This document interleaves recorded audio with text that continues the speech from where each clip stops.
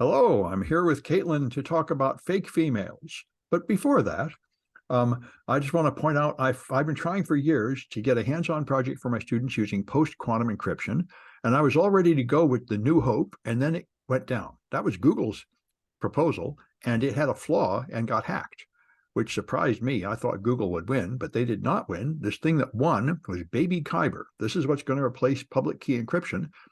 The full protocol is called Kyber, and they made a version of it called Baby Kyber that's easier to understand, and it's very nice. So I got a project and a CTF scoring engine for it, so anybody can try that if you like, and you get more of an understanding of how lattice encryption works. The fundamental principle is extremely simple. It's just like any signal processing. You amplify, you encode you put your message in a polynomial, you put it in the coefficients of the polynomial, and even though every coefficient has a wide range of variation, like in Baby Kyber, it can go from 0 to 16, you only encode 1 bit per coefficient. So the coefficients are either near 0 or they're near 9. And if they're near 9, that encodes a 1. And if they're near 0, that encodes a 0. So you only get to put 1 bit in each coefficient, and then you add noise while encrypting. That's what makes it impossible for someone to deduce the key. So you have to filter the signal out of the noise in a point of decryption. And there is some astronomically small chance of actually getting the wrong answer from the decryption. But that's learning with errors is that problem. As you know, RSA uses factoring prime numbers, factoring the product of prime numbers as the hard problem.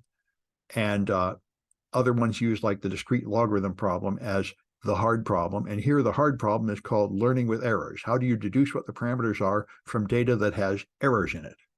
And that turns out to be very effective so far. Although I must say this is all very new. And so there may be flaws found in this still. But anyway, I think it's time for us all to learn it because that's where we're headed. To all the current public key systems are going to have to be discarded as quantum computers get more and more of a real threat. So anyway, then let's go on to you that got more nonsense from Elon Musk. Yep. So Ars Technica and Ashley Ballinger, who we've talked about before on the podcast, has an article about how a lot of brands are dropping Twitter, and the place formerly known as Twitter. I'm still going to call it Twitter because of anti-Semitism. So I'll share my browser. So this is, like I said, Ars Technica. And apparently they have lost $75 million worth of ad revenue because of anti-Semitism. Apparently advertisers don't like their ads being placed right next to Nazis. Who would have thought? Yeah, well, you know, Elon Musk is in Israel right now meeting with Netanyahu to talk about the Gaza war and to try to make him seem to try to whitewash this. Yeah, no. No. Yeah. Nazi's gonna Nazi. Well, and you know, Twitter's totally losing money, but I was just listening to Pivot and they said, well, he can keep paying for it as long as he wants. And it occurs to me, the last podcast I did was about Henry Ford. Henry Ford did the same thing. He can have his own media outlet that he runs at a huge loss just to promote his anti-Semitism, which is exactly what Henry Ford did. He funded the Cleveland Plain Dealer just to spread his anti-Semitism. In principle, this can go on for a long time. But at some point, people will get mad at him. And, you know, Elon Musk just brought out his AI or just announced it. And I don't care. I don't think anybody cares. The Tesla board is trying to have official condemnation of him, telling him to knock it off. At some point, this will affect his businesses that actually do make money, like SpaceX and Tesla, as his brand gets worse and worse. Yeah. And the thing is, the U.S. government isn't going to want to work with Elon for things. And that's a death blow. That is really bad. Yeah. Yeah. So, yep. So maybe he'll actually feel compelled to actually straighten out and knock some of his nonsense off. There's an American oligarch, you know, he can do whatever he wants until the money runs out. Yeah, I mean, the problem is he has so much money. Everyone around him is probably a yes man. Yep. And no one is around him telling him to knock it off. That, you know, hey, come over here. You got something on your cheek. You know, you gotta. Yeah. No one's telling him that. You know, the emperor has no clothes. Yeah, well, some people say that he actually believes this theory that was flying around a few years ago, that the whole world is a computer simulation and he's the only real player and all the rest of us are just bots. So nothing we say matters, which I Oh, imagine is how rich people and powerful people have always felt like. I'm the only person that matters. The rest of them are just things for me to push around like chess pieces. that sounds like classic narcissism. Yeah, yeah. And I think it's the consequence of it's the occupational hazard of the rich and powerful. Oh, and also before we go on, I should talk about my background. Oh, yeah. Yeah, so this is the Pleiades. So the seven sisters. And they are newly formed stars, and they still have a bit of gas around them, some reflection nebula. I took this about less than a week ago.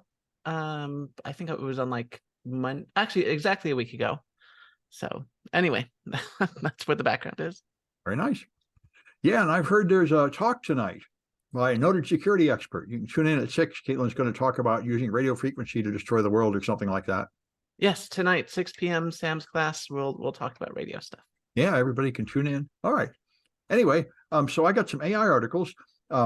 They've asked people, and 64% of workers have passed off generative AI work as their own. And yesterday I attended an official training from Microsoft on Microsoft 365 Copilot, and I was sort of horrified. They showed how the actual demonstration in the training is there's a long email thread about our new marketing plan, and the perker says, oh, it's too much bother to read that thread, so I'll just get ChatGPT, Microsoft's AI, to like summarize it in like a couple sentences. Then I'll feed that into another AI that writes an email, and the email starts, I have read your emails, here's what I think, and just fills in with all this junk which the person probably hasn't read. So I foresee a near-term future when everybody exchanges lengthy messages, nobody's reading them, everybody's just chewing on them with AI and generating more junk with AI, making more work with everybody. So anyway, I'm not sure this is going to be good, but I totally understand you can pass off its work as your own. My grader is complaining about the research papers my students have to write this semester because they're all using ChatGPT, and the papers are all suddenly perfect when they used to be all full of like errors and spelling mistakes and stuff. Yeah, So, no, people should be using ChatGPT to help them write and to correct. yeah. The problem is when it does all the work for you. That's the only problem. Like what I usually do is I write, and then I say, oh, this doesn't sound right. I'll feed it into a large language model, and I'll say, hey, proofread, correct this, make sure everything's okay, and it comes up with some ideas. Sometimes I reject it, sometimes I take it in.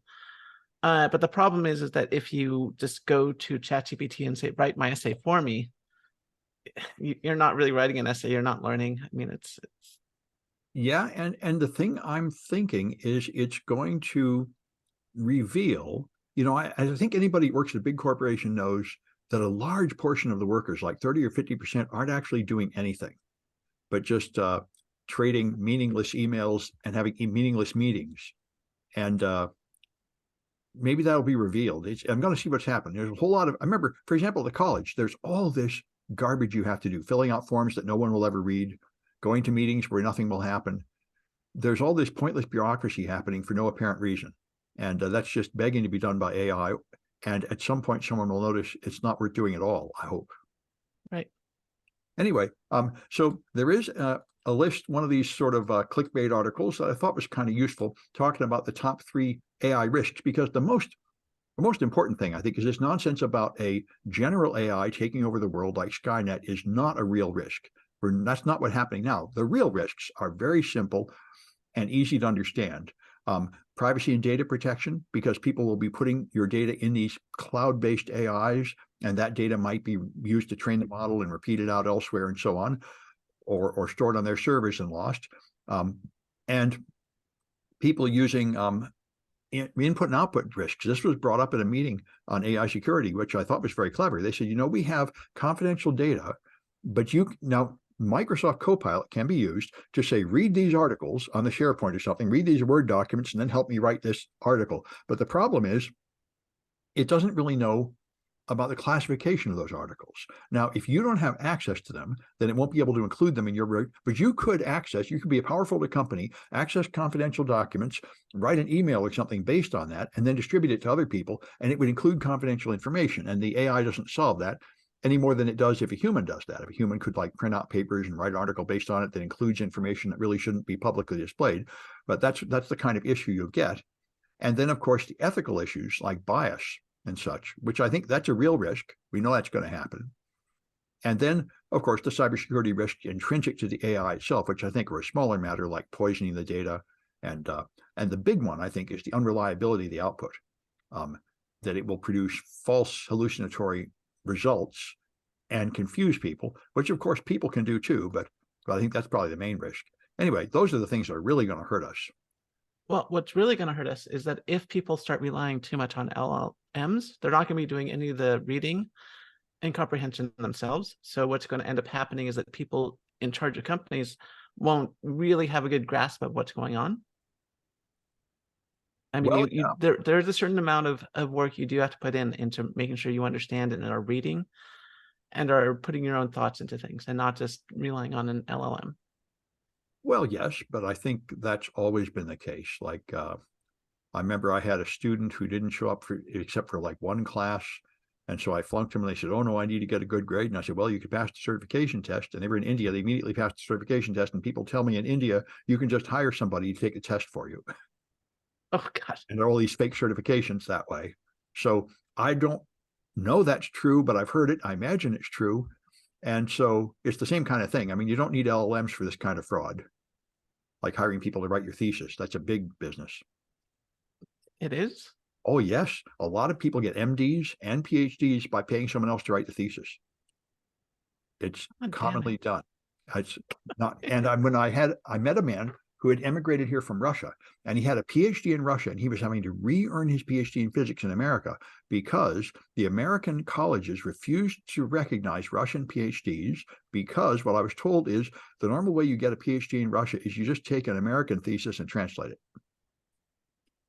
So there's just tons of this fraud going on all over the world and everywhere in medical research and everything. It's always been there, and LLMs will just add to it. Yep. But anyway, there's an article from someplace called Astral Codex 10 talking about AI monosemanticity, which actually is very interesting. The idea here is something I mentioned before. So you put something in an AI, out comes an answer. You say, why did it do that? Why did it produce that answer? Which part of the neural net did that? And if I wanted, for example, if I wanted to stop it from doing that, what would I have to do to make it stop doing this thing? And the problem is you can't say which neuron did it in the human brain or in an AI, but these people are working on the problem. So what they did was take a very small AI with like 64 neurons and train it to read a lot of sentences and detect the words in the sentences. And then they analyzed which neurons were firing to create the word. And they pointed out this. The original theory was you'd have one neuron for every word. Well, that's not how it works. What can happen, though, is two neurons can encode 5 words because they have variable amount of output. So if one is firing a lot and the other is firing a little, that's one word. If they're both firing a lot, that's another word. If they're both firing a little, that's another word, and so on. So each combinations of neurons can be used to encode larger, say, metaneurons, sort of like quasi-particles, sort of like eigenvectors. And so they did a statistical analysis of this thing learning and showed how many neurons participate in the aggregates. And they found that it goes up to maybe 5 neurons working together to create assemblages of outputs to encode certain words. And it's only one case in all the words they used, there was actually one neuron just for one word. So this is a fundamental basic research, but I think it's really important as we try to move towards understandable AI. I mean, right now they're just racing to make it do good things, interesting things. But in order to gain control over it and for improvements, you'd really like to understand how it works and exactly what's going on inside there. And this is, I think, a significant step forward. I thought it was very interesting, especially since, I used to be involved in sort of the biology of trying to do this on the real human brain to some extent. And, modeling that based on the biology. And I thought it's funny at the end, they said, if you understood this article, you should come work for us. We're hiring. So maybe I should look into that. Anyway, but I think understandable AI is definitely an important field of basic research, although I don't think it's going to produce any product of commercial value right away. I think it's really going to advance the field in the long run. And stuff is happening, like people are figuring out how to make AI 300 times faster by removing the neurons that aren't really needed and things like that. This is the infancy of this, and it can get a lot better. Anyway, You got an AI article too. I do have a positive AI article for once. Uh-huh. We're constantly doomsayers here, but today, Not me. today I have some good news about AI. So I'll pull up the article here. So this is from debrief.org, and this is by MJ Banias. MJ Banias. So this is about talking about cuneiform tablets, and they're 5,000 years old, and translating them is hard. However, with the use of machine learning, they can be translated fairly easily. So that's what's going on. Researchers are taking these cuneiform tablets and feeding them through essentially a language model. I don't know how large it is, but it's a language model, and creating translations for tablets that they've never translated before. And sure enough, some of the tablets are, important court documents from, 5,000 years ago. Others are shopping lists. But, it's great to see machine learning solving these old problems, helping with research, doing things like protein folding, which has always been a pain, but also translating cuneiform tablets. This is going to be a great boon for researchers. Yeah. Good. All right. And there's a new Bluetooth attack called Bluffs that just came out today. And it has not been patched. Everything you use is probably vulnerable to it. But in order to do this attack, of course, since Bluetooth is a short-range radio protocol, you have to be near the target. So somebody would have to be like sitting next to you at a coffee house.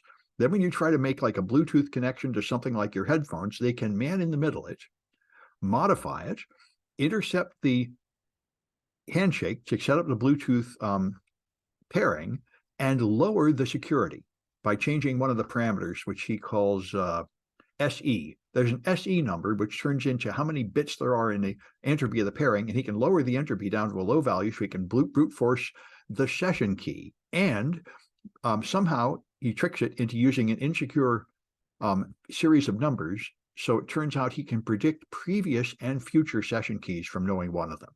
So it fails forward secrecy. So there's a series of 6 attacks. He's published the tool.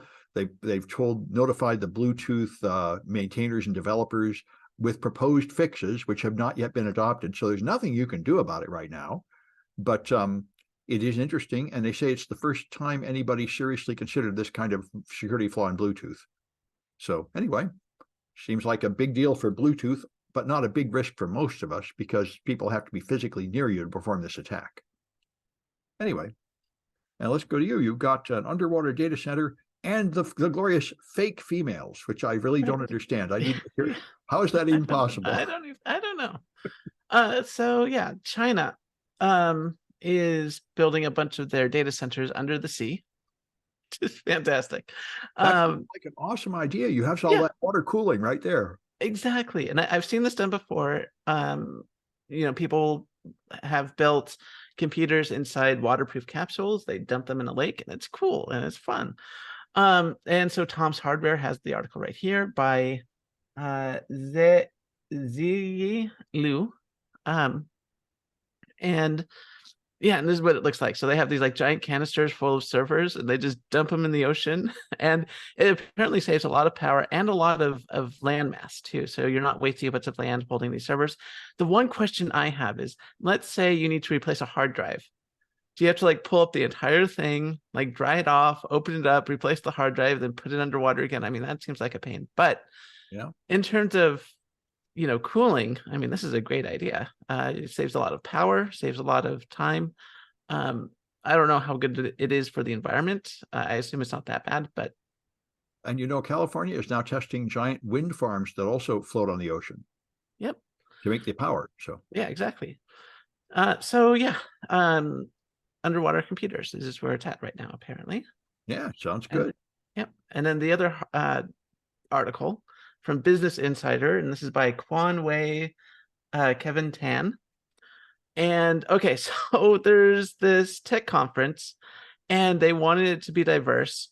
So the organizers had all these, heavy hitting like male programmers there, and they just made up fake women. I have no idea how this even happened, why they would do this. Well, you could put them in the program and then have them not show up, but how could you carry Yeah, the event with fake women there? I don't know. So it was the Dev Kennedy conference. It was going to be early December, 7th to 8th December. And it had people from Microsoft and Amazon, and the tickets have been sold out. But there was a series of posts on Twitter that showed that, hey, the women that are coming or supposedly speaking like aren't real. They have like fake profiles and all this stuff. And it's like, AI generated image, totally fake women. yeah, totally fake women. They put their profiles up. Then they're going to say they got sick and didn't show up to give the talk. I mean, Yeah, they were going to say that, yeah, they got sick, but it was obvious that they were like fake from their profile. yeah. And it's like there are plenty of women. I mean, if diversity is important to you and you want women speaking, and I understand why, you want people of color, you want women speaking because it's important for people to see themselves, in these conferences. But like there's plenty. There's no shortage of women and people of color in the industry. They don't all have to be big hitters, to come and speak. This is just so silly. Yeah. Well, this is compliance theater where they want to appear to be diverse without having to bother to actually be diverse. Right. There was a big scandal a few years ago where I think it was a college that just photoshopped in some black students at a football game because there weren't any black students, but they wanted to appear diverse or something like that. Yeah, no, it's like the opposite of whitewashing. It's Yeah. Yeah. like great. It's great. You want to be diverse, but if you're not, I mean, there's no shame in just being like, okay, we're not diverse. We'll work on it. Well, it would certainly be better to just admit it than Yes, to do something like this complete garbage to like try to fake it. I know exactly. The cover up is always worse than the crime. I mean, if you don't have any female speakers, you can say, we have some, we're trying to get them, please submit or something. But Yeah, no. I mean, it's and you can point out, institutional reasons why it's harder to get women speakers. It's, I from experience, there's a lot more criticism, speaking as a woman, than it is as a male. People are going to be commenting on your appearance, and you have to be like twice as good as your male counterparts to be taken half as seriously, all this stuff. And the same is true if you're a person of color and all this stuff. And they can acknowledge that and work towards that in the future and stuff like that. And that would be admirable. But just faking it, don't do that, people. yeah. Well, all those problems will go away once you have enough female speakers. Exactly. What it's the problem is whenever there's only like 1% of them, then they stand out. Everyone's, Right. It's you could always get Rachel Toback. You pay her enough money, she'll talk to you, and she's good. Anyway, there's people out there. Yep. All right. Well, that's it for this one. I'll have another one on Friday.